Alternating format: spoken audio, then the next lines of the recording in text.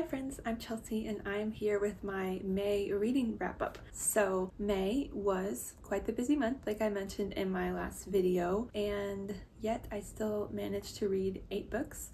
Honestly, at the beginning of the month, I was just hoping to finish like 5 books. So the fact that I managed to read 8 books, there's my cat.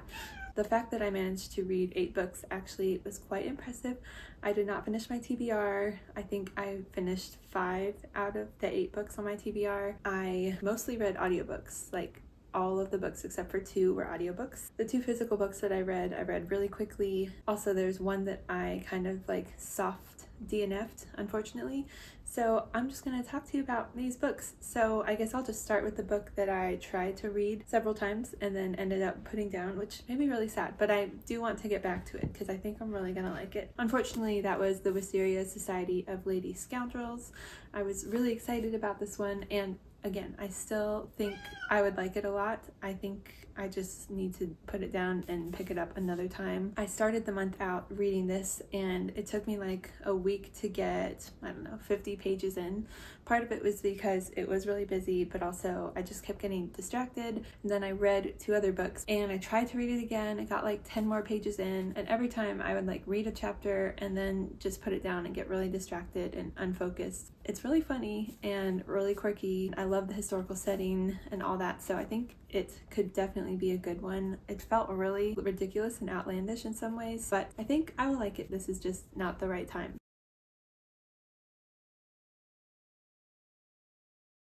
I'm going to start with the first book I actually finished in the month of May, which was Powerless by Lauren Roberts. This book was the new to me author prompt from my TBR jar. It's all over BookTube, and so I really wanted to check it out, and I heard that it was compared to The Hunger Games with like a fantasy romance feel. Unfortunately, this was my least favorite book of the month. Probably an unpopular opinion here. So disclaimer here, if you really liked this book, I don't want this to like change your opinion about it or for you to feel bad for liking it, because that's not my goal here. I just don't think it was for me, but I just had to put that disclaimer out there. I guess I'll start with the premise of it and then tell you what I liked and what I didn't like. So the setup for this one is there is this world that has the elites and the ordinaries. There was a plague that magically gifted certain people with magical powers, and then the rest of the population did not have any powers, and those are called the ordinaries, and the people who received powers were the elites. And the elites decided to banish the ordinaries for not having powers, and then the main character, Peyton, she is an ordinary. She has disguised herself as an elite, as a psychic. She comes in contact with the prince, who is an elite. They have a little something going on, and then there is also this thing called the trials.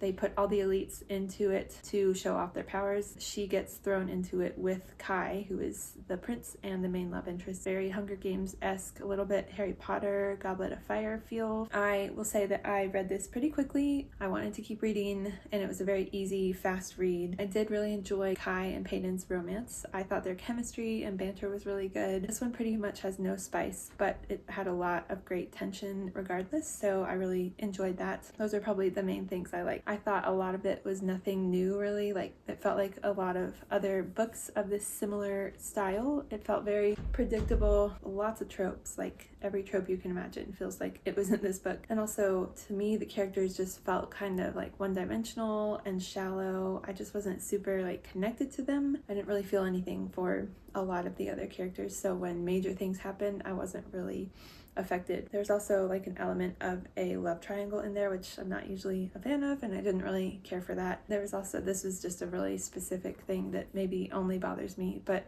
it felt like there were so many alliterations and it just felt kind of cringy, honestly. Like, she was trying to prove how good of a writer she is, and it was things like she was beautiful and bountiful and bold. The more the book went on, I just started to notice them more, and it was just really like grating at me. I just did not love it, and I probably won't continue the series. Couldn't really find any quotes that I liked, but here's just an example of the alliteration thing.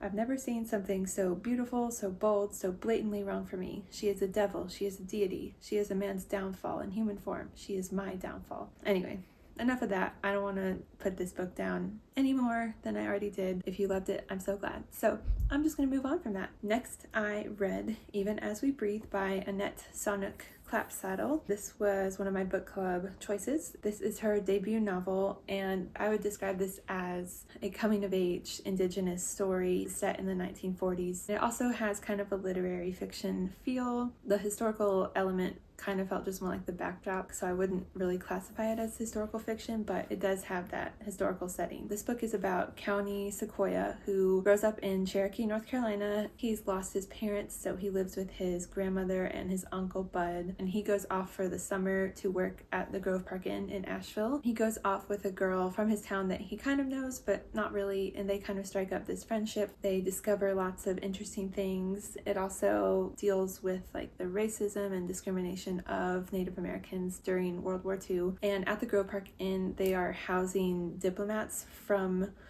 other places. Honestly, I don't really remember that part, and that didn't feel super fleshed out to me. There's like a mystery element, which the book pitches as a mystery. It doesn't really feel like much of a mystery. County is trying to discover who he is apart from his family. It was a very heartwarming story. I did enjoy the main character County a lot. I enjoyed watching him kind of discover what he thinks about the world, and I really liked the family themes. I enjoyed the local aspect and setting since I had been to some of those places before. This was a very quick and easy read. The writing was really good. I think this was great for a debut novel. There's some things in there that have stuck with me for sure. It was a little bit slow and boring at times for me. I kind of wish some of the historical elements had been more front and center and less of a backdrop. I mentioned also the mystery didn't feel much of a mystery, and then also felt like by the end some of the plot points weren't really resolved. Like there were a lot of different little threads going on that didn't really seem necessary. Besides that though, I did really like the ending. It felt very bittersweet, left me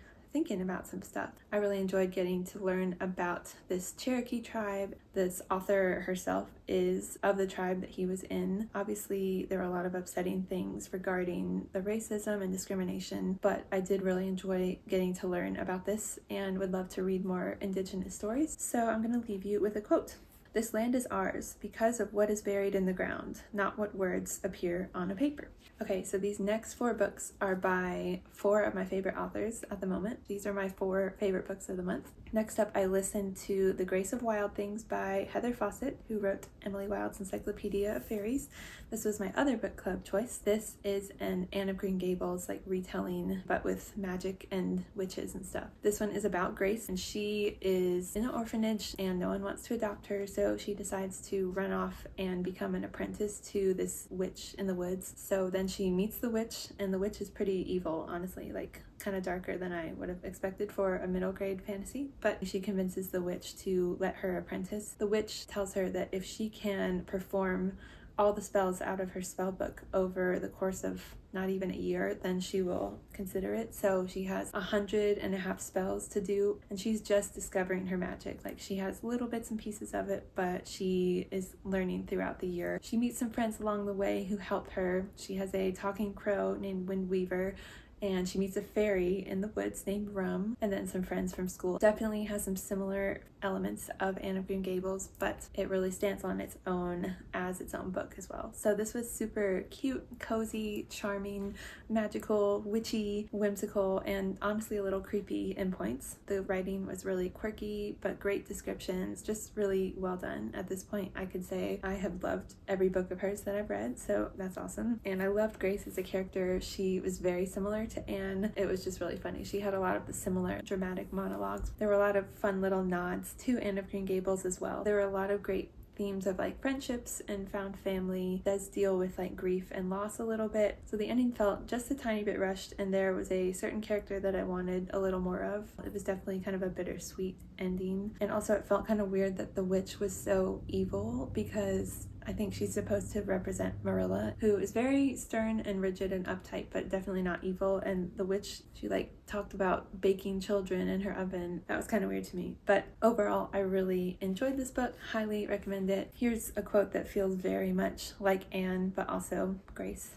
"Being wise, apparently, was not knowing a lot of things, but knowing all the things you didn't know. It was dreadful. She felt very sorry for all the wise people of the world." All right, next up, I read The Familiar by Leigh Bardugo. I always cover my mouth. Sorry about that. This was one that y'all picked. I had a vote between this book and Shady Hollow, and this went out. I am very happy I read this. Shady Hollow's on my June TBR, so hopefully I'll read that soon. Again, can say that I have loved everything I've read by Leigh Bardugo. Maybe not the first Shadow and Bone book, we'll forget about that one, but everything else, which is only 2 other books. I'm just kind of obsessed with her writing right now. So this one is set during the Spanish Inquisition, and this follows a character named Lucia. She is a scullion maid, I think, and she has magical powers. They're kind of mysterious, and under the surface, she's covering them up. She works in this household of this family who they're not really very rich. They're rich enough to have a maid, I guess. They one day come across her powers, and the lady of the house, Valentina, decides to bring some people over because she has some very impressive things. She can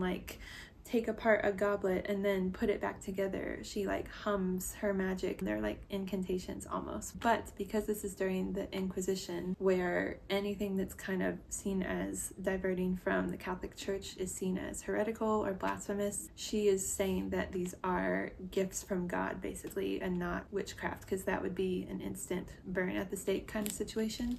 She's also Jewish, who has been forced to convert to Catholicism, and she's covering that up. Anyway, she is noticed by someone who recruits her for these trials that are happening. Another book with trials. So the king is down on his luck, and he's trying to get back in good political graces, and so they're holding these trials to see if they can find someone to help the king in any way he can. So she's recruited for these trials because of her magical powers. She also is paired up with this guy named Santangel. He's this immortal being, kind of mysterious, broody. He is helping her hone her magical skills, and there's a little romance going on. I really love this book. Just could not stop reading. I felt like I was under an enchantment or a spell when I was reading this book. It is pretty slow at times, but I just did not want to put it down. I was just soaking up every word, and it did feel very similar to the Six of Crows duology with her writing, very dark, moody, gritty, atmospheric. The atmosphere in this book is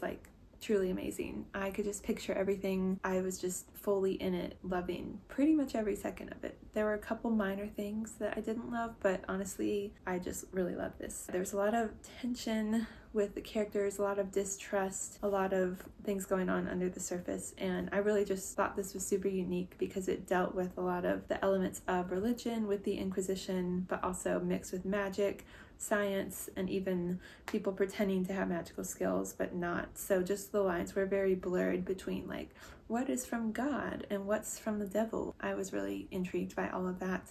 I love the historical setting. Definitely felt very much a historical book. It did have the magical elements, but it wasn't in your face magic. And I really enjoyed the romance. I was just really connected to it. It was a little steamy. I really liked Lucia, the main character. She kind of has to pretend to be this meek and mild scullion servant basically, but under the surface she's really bold and ambitious, really smart, witty, and a little morally gray also, which again, Leigh Bardugo writes great morally gray characters. I thought there was a lot of complexity and depth with all of these characters. There was some good development. The only things I really did not love, there were a couple times where there were some POV shifts that were a little confusing and jarring, and I had to just figure out what was happening.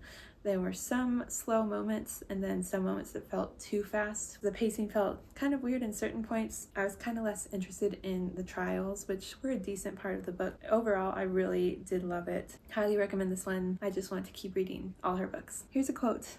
"The truth was that she liked being frightening. What did it mean for her shriveled soul that she had enjoyed it so much? Men weren't kind to the things they feared." Next up, I read Funny Story by Emily Henry. I got this from the library and I wanted to read it ASAP and read it in 3 days, which is the quickest I've read a book in probably a year, honestly. So that gives you a little idea of how this experience was. This is about Daphne and Miles, who both of their exes left these two, Daphne and Miles, for each other. They end up becoming roommates. They are in this situation now where they're both heartbroken and they don't really interact much at first. They hardly knew each other before, but they kind of start to become friends, and then they basically get thrown into this fake dating relationship so they can kind of get back at their exes and make them think that they've moved on. Sparks start flying. There's also some elements of of Daphne trying to rediscover who she is apart from her ex-fiance Peter, and also making friendships and deciding whether she's going to stay in Michigan, which is where the book is set. She is a children's librarian and she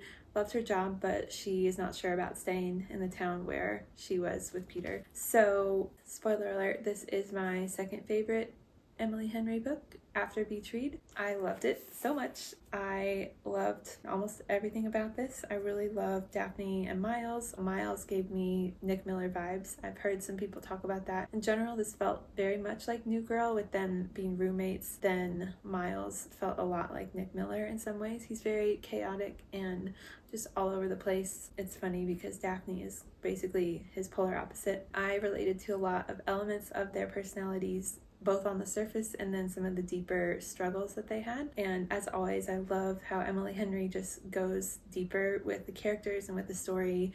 You got the cute romance, you got the spiciness at times, but you also have the depth, and not just the romantic relationships. You have like family stuff and friendships and career stuff. It just covers everything, and I just really love that. I loved the summery Michigan setting. There are a lot of bookish references, and she's a librarian, so that was fun. I thought their banter and chemistry was great. There are a lot of just laugh out loud moments for me. I loved Daphne's friendships that she formed, her relationship with her mom, and again, her trying to just rediscover who she is, becoming her own person and not being attached to someone else all the time. And Miles really had to deal with his family history and not be just the happy guy on the surface, but really dealing with those deeper topics and being okay with not being okay. I feel like they really brought out some good parts of each other. Really the only complaints I had, like they mentioned their exes a lot, which obviously that's the premise of the book. There were a lot of awkward dramatic scenes where they ran into them, and I did enjoy those, but there were some times where I'm like, all right, I get it, they broke up with you, like let's move on. And then there were some things that happened towards the end that I wasn't 100% on board with, but besides that, honestly, I have no complaints. I highly recommend checking this book out, and just Emily Henry in general. She's still my favorite contemporary romance author. I'll just read everything she writes. I'm going to read 2 quotes here. No one person can be everything we need. And then this is from Miles to Daphne. You make the people you care about feel like you want all of them, not just the good parts. And that's terrifying to someone who spent a lifetime avoiding those other pieces of themselves. So next up, I finished The Women by Kristen Hanna. I listened to the audiobook, which was amazing. Julia Whalen narrates it, and I love everything she does. So this was my prompt for a book that will make me cry. I didn't full out cry, which I hardly ever do, but I teared up several times. So I think that was a success, right? So this one is set during the Vietnam War, which I think was like the 60s through 70s or something. This spanned several decades, as typical Kristen Hanna books do. And this centers around Frankie, who is from California, and her brother Finley is sent off to the war, and she is training to become a nurse, but she decides to go off to the war after her brother is drafted. Her parents are not happy about it because only men can go to Vietnam.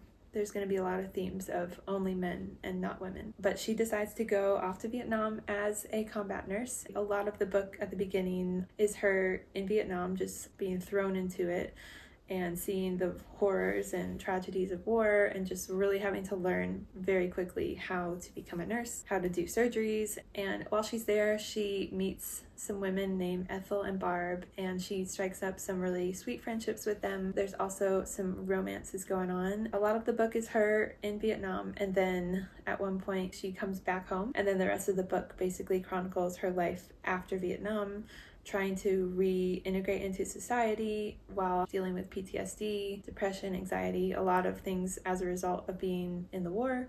And also people who said that there were no women in Vietnam because they didn't fight in combat, and basically not being able to get help even from the VA or places that say they help veterans, but because she's a woman, she's not taken seriously, but she's really struggling, and her parents are not, they don't want to talk about it at all. So she is in a really dark place when she comes back. Then it just kind of goes into her career. She does find some jobs back in nursing, and that helps her. And all throughout that time, her friends are there for her. They come back to America as well. And they're also dealing with elements of like the civil rights movement and JFK's assassination, Vietnam veterans against the war, I think, something like that, where they're protesting to end the war. And so there's a lot of those like political elements, things that happened in history. A lot of sad things happened to Frankie. This is very heavy. As you can imagine, any book that's about war is going to be a lot to process. There were some very graphic, gory moments with her combat nurse surgeries. So if you can't handle like graphic medical descriptions, maybe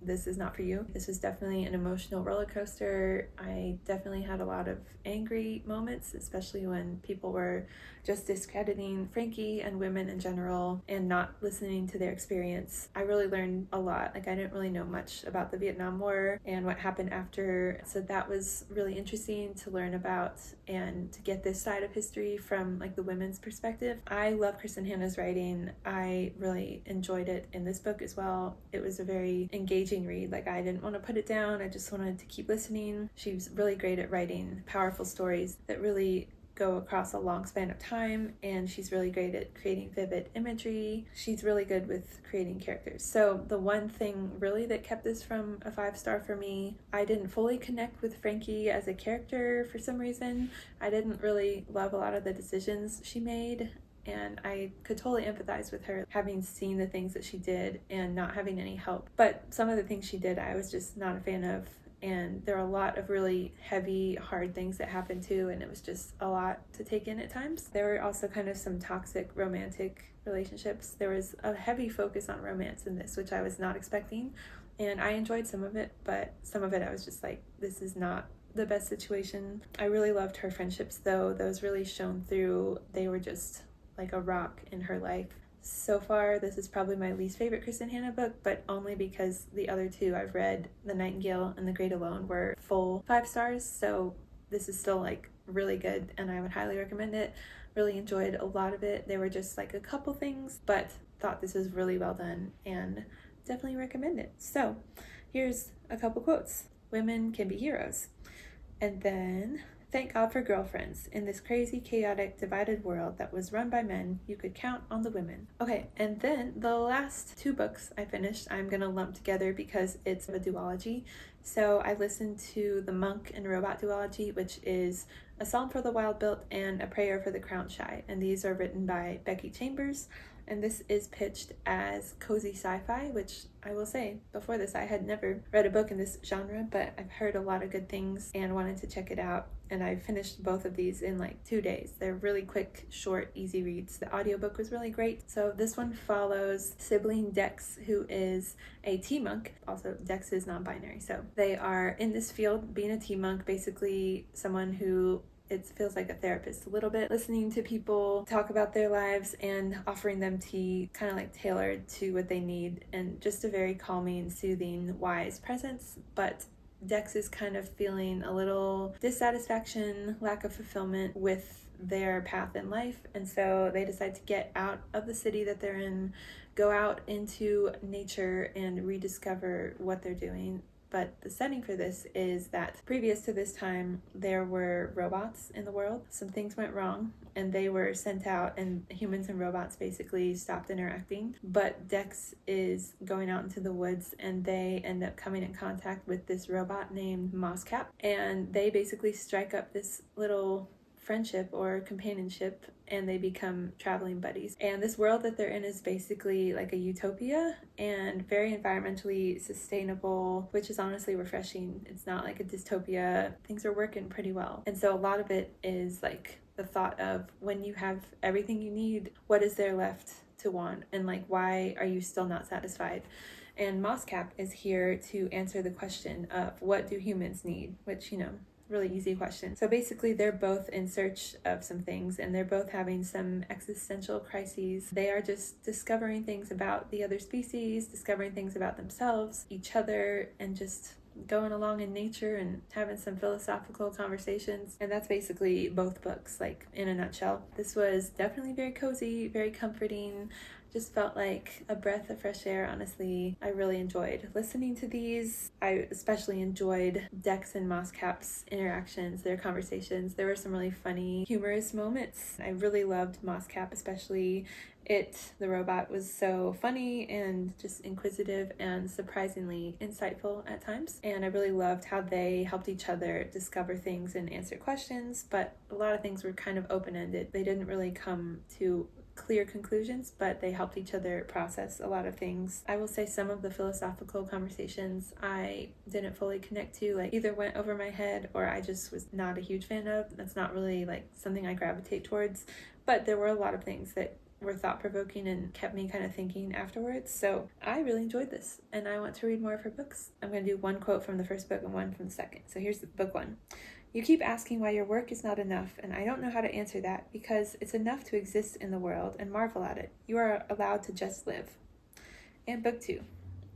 How am I supposed to tell people they're good enough as they are when I don't think I am? So that is it for May, although I must say I haven't finished this book yet. Okay, so you know how I talked about in my June TBR, which if you haven't watched it yet, go ahead and watch it, that I hope to start and potentially finish Words of Radiance by Brandon Sanderson in June. Well, turns out, and I'm about 70% through the book. I've been listening and reading and just like binging this. So I started this on May 26th, I think. And so this is all I've been reading for the last week. So I have read the majority of this book in May, which was not expecting. I will talk about it in my June wrap up, but just letting you know that I have gotten pretty far in this book already. Very proud of myself for that and loving it a lot. So those are all my books I read in May. No full 5 stars, unfortunately, but lots of really good ones. A couple misses, but overall I had a really good reading month and found a lot of new books and new authors that I really like. I would love to hear, as usual, if you've read any of these books, if you had the same thoughts or different thoughts, and also what your favorite or least favorite book was in the month of May. I would just love to interact with y'all. Thank you so much for watching my videos. Don't forget to like and subscribe, and I will see you in my next video.